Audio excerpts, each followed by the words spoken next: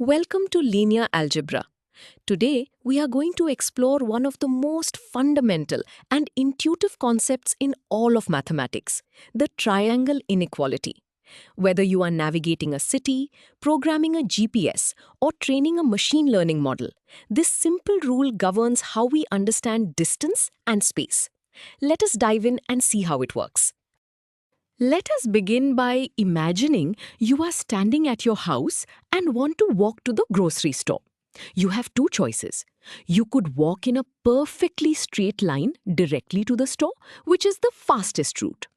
Alternatively, you could take a detour to your friend's house first and then walk to the store. Common sense tells us that taking the detour will make your total trip longer. At best, if your friend lives exactly on that straight path, the distance is the same.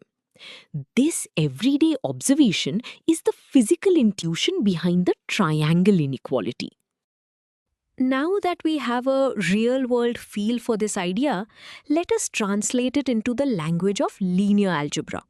In mathematics, we represent these walking paths using vectors, which are objects that have both a length and a direction.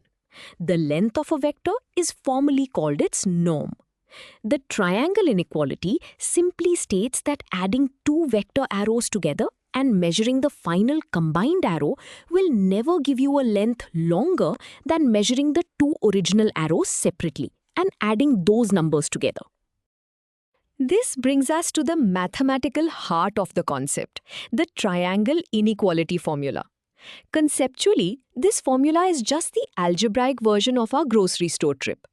On the left side, we have the norm of u plus v, which represents the direct path. On the right side, we have the norm of u plus the norm of v, representing the detour. The less than or equal to sign guarantees the direct path is always shorter or equal. If the angle between the vectors increases, the direct path becomes significantly shorter than the detour.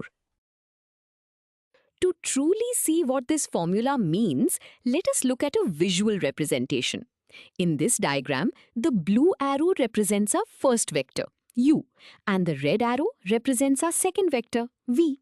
Together, they form the detour path. The green arrow represents the vector sum, u plus v, which is the direct path from the start to the finish. Because these three arrows form a closed triangle, the rules of geometry dictate that the green side cannot possibly be longer than the blue and red sides combined. This perfectly matches our algebraic formula. Before we prove this rule, let us see it in action with a concrete numerical example. We will define our first vector u with coordinates 3 and 4 and our second vector v with coordinates 5 and 12. Our goal is to calculate their individual lengths first.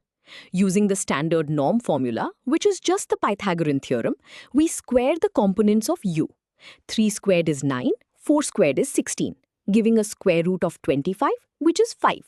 For vector v, 5 squared plus 12 squared gives 169, so its length is 13. Moving forward with our calculation, we now need to find the length of the direct path.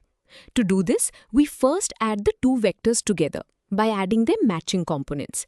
3 plus 5 gives us 8 and 4 plus 12 gives us 16. Now we find the length of this new combined vector. We square 8 to get 64 and square 16 to get 256. Adding these together gives us a total of 320 under the square root. Now we can compare our two distances to see if the inequality holds. The square root of 320 is not a perfect square, but using a calculator, we find it is approximately 17.88. If we had taken the detour along the individual vectors, we would have walked 5 units plus 13 units for a total distance of 18 units. Comparing these two results, 17.88 is strictly less than 18. Taking the direct path saved us a small amount of distance, perfectly confirming our physical intuition and the mathematical inequality. That first example showed a clear detour. But what if the vectors point in the exact same direction? Let us define a new vector u as 1, 2. and vector v as 2, 4. Notice that v is just u multiplied by 2. We find the length of u by squaring 1 and 2, giving us the square root of 5. For v, squaring 2 and 4 gives 4 plus 16, which is the square root of 20.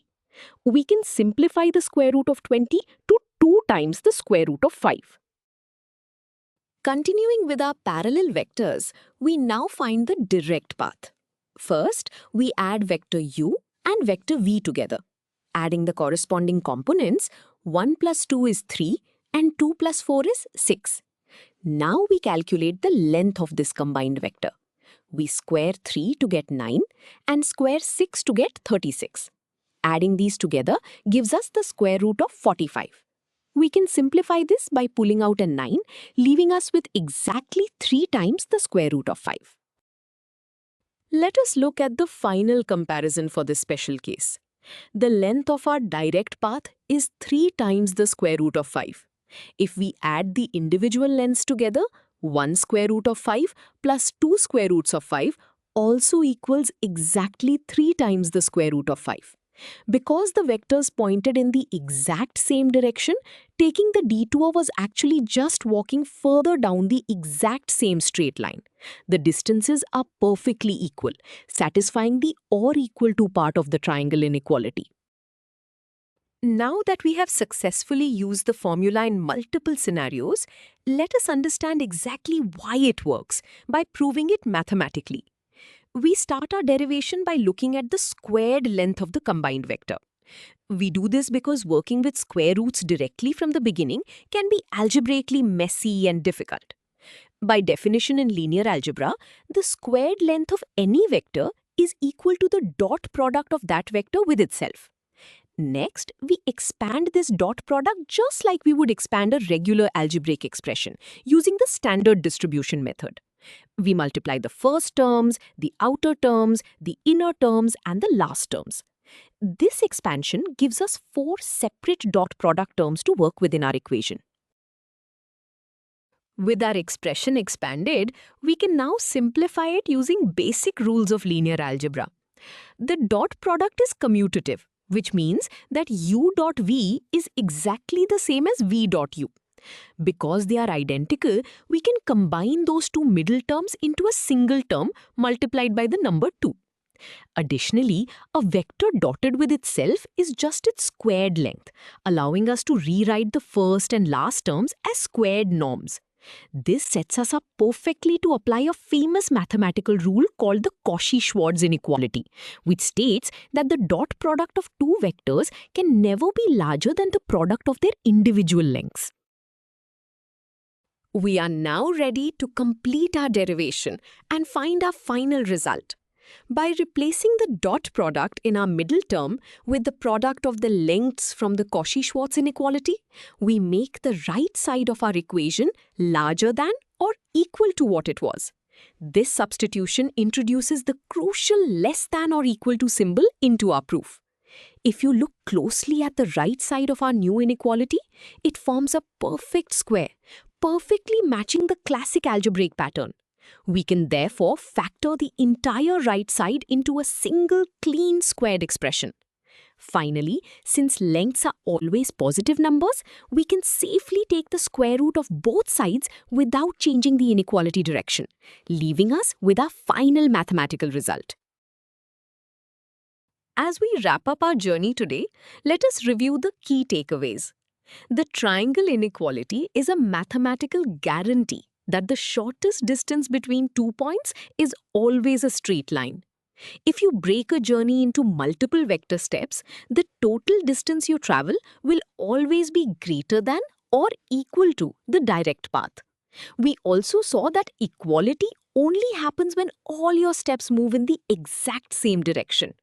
This simple geometric truth forms the bedrock for how we measure distance and optimize paths in almost every scientific field.